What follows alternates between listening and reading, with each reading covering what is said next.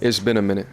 Over the last few months, I've been doing a lot of thinking and personal work. You asked a lot of fair questions that I wanted to take some time to answer. Okay? Let's do it.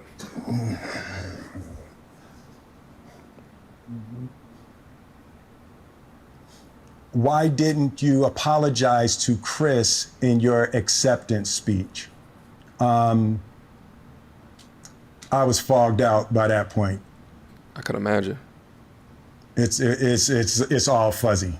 I've reached out to Chris, and the message that came back is that he's not ready to talk, and when he is, he will reach out. So I will say to you, Chris, I apologize to you. My behavior was unacceptable, and I'm here whenever you're ready to talk. Accountability. Let's go. I want to apologize to Chris's mother. I saw an interview that Chris's mother did, and you know, that was one of the things about that moment. I just didn't realize, and you know, I wasn't thinking, but how many people got hurt in that moment. So I want to apologize to Chris's mother. That's what happens when you react emotionally as opposed to respond logically. Boys react, men respond. I want to apologize to Chris's family, specifically Tony Rock. You know, we had a great relationship. You know, Tony Rock was my man, and this is probably irreparable. I spent the last 3 months replaying and understanding the nuances and the complexities of what happened in that moment. And I'm not going to try to unpack all of that right now, but I can say to all of you, there is no part of me that thinks that was the right way to behave in that moment.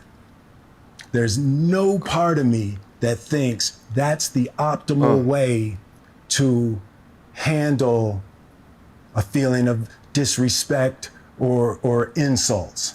I'm very happy he's saying this because right after it happened, Twitter was ablaze with this hashtag defend Will Smith movement.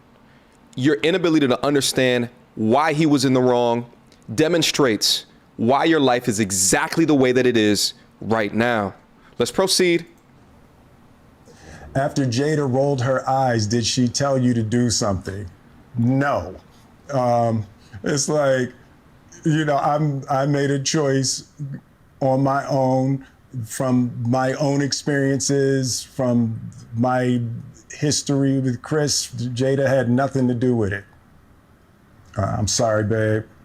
I'm gonna say sorry to maybe not directly, my kids and my family for the heat that I brought on all of us. To all my fellow nominees, you know, this is a community. It's like I won because you voted for me, and it really breaks my heart to have stolen and tarnished your moment. I can still see Questlove's eyes. You know, it happened on Questlove's award, and you know, it's like I'm sorry really isn't sufficient. What would you say to the people who looked up to you before the slap, or people who expressed that you let them down? Good question.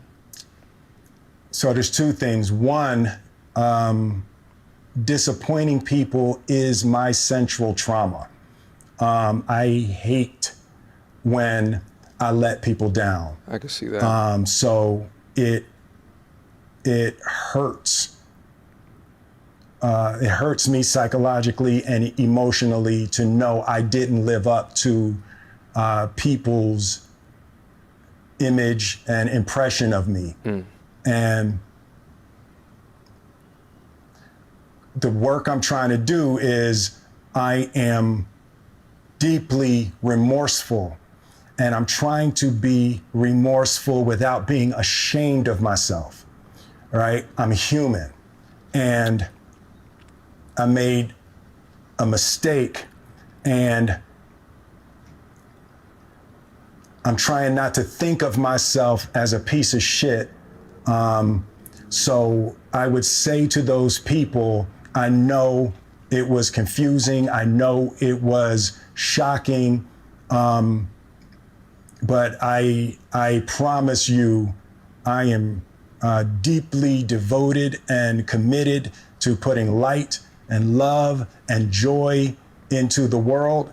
And, you know, if you hang on, I promise we'll be able to be friends again.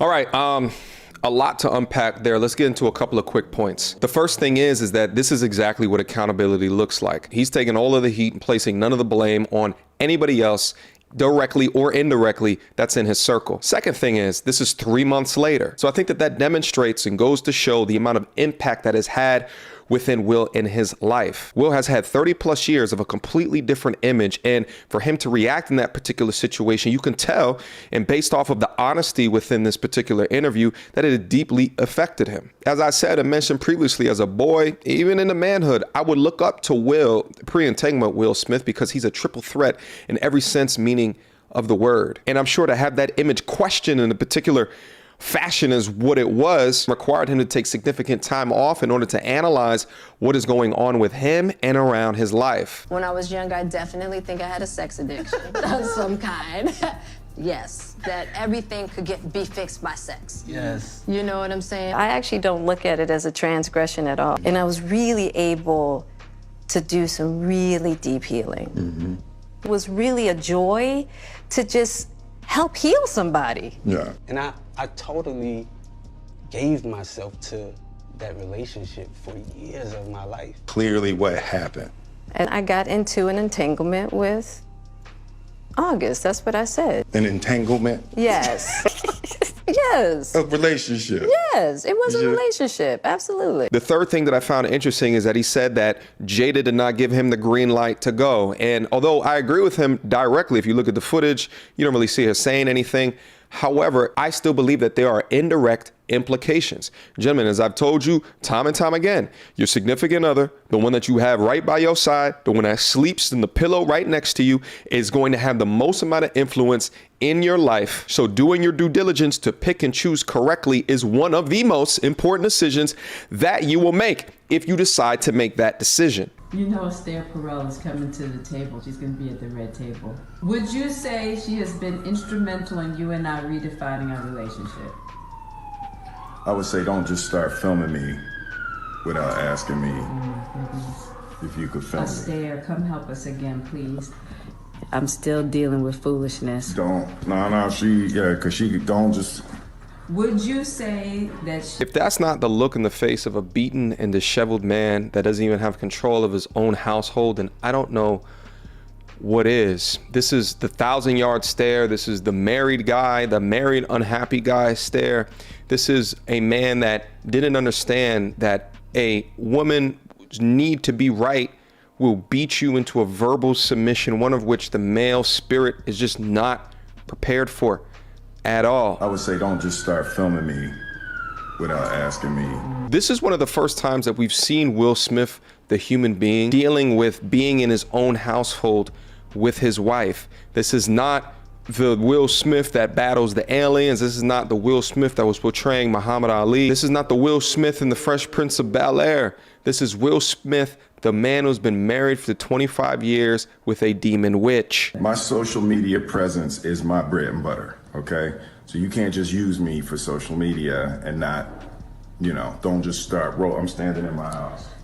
Don't just start rolling. But yeah, just to sum all that up, I think that this is a life lesson in how to respond versus react, how to take complete and full accountability for the situation, and the importance of choosing the correct woman to be by your side. But listen, at the end of the day, shout out to Will Smith. I would imagine that having this persona for several decades of being this ultimately good guy, and to demonstrate that you are in fact a human being in the way that it was demonstrated in front of millions, is particularly devastating. But I'm glad at least now he's taking the time to demonstrate true accountability. Until next time, YouTube.